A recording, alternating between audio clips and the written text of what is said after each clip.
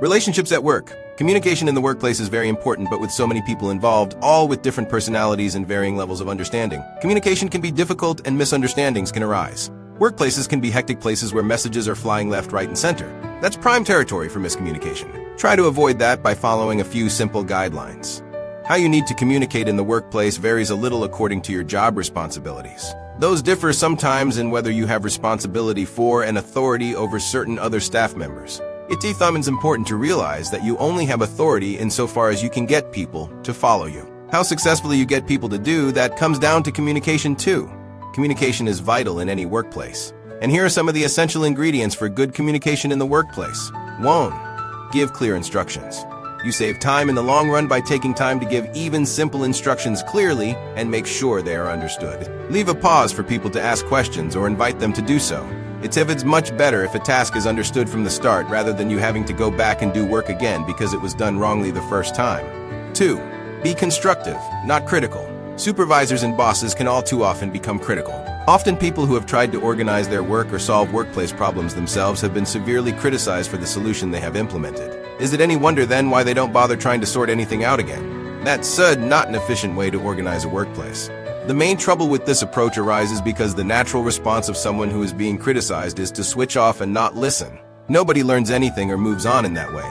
The other side of the coin is that when employees are empowered to make some decisions themselves, managers get more time to get on with their own job and really progress business. For this to work, people need to feel safe to explore alternatives, give suggestions, and ask questions. Managers also need to make sure they ask the right questions to inspire their employees and to help them to think through solutions. 3. Let people see the bigger picture. What are you all aiming for? People will work harder and smarter if they know how the work they're doing contributes to an end product. 4. Communicate messages effectively. Workplaces often have many people working there. Messages need to be passed on efficiently through whichever medium, face-to-face, telephone, email, etc. If you have a message to pass on, make sure you do it accurately, to the right person, and in a timely manner. If the message is long, type it rather than relying on your memory. 5. Give people the freedom to organize at least some of their work. If people are clear about what needs to be done, they can understand and set a list of priorities for their own work.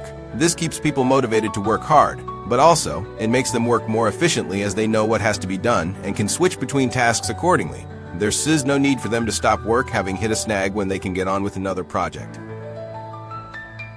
6. Make expectations clear. End a conversation with something like, "So, am I right in thinking that you think the project will be completed by the end of today?" Then, if people anticipate a problem, they have the opportunity to tell you if there's to be a problem with that. That gives you the chance and responsibility to help them. 7. Treat people like individuals. Everyone has different needs and different personalities. Different people will all react well to slightly different approaches. It's good if you can find out what approaches work well for your colleagues and employees. That way, you will get the most out of each interaction, and everyone will be happier. It all comes down to communication skills, or lack of them. It's completely your responsibility to make yourself understood no matter how many times you have to try, and it dimes the other person's responsibility to let you know every time they don't understand something. Communication in the workplace relies upon it. That's all, my friend. Thank you so much for tuning in. I truly appreciate each and every one of you for your support and for spending your valuable time with me.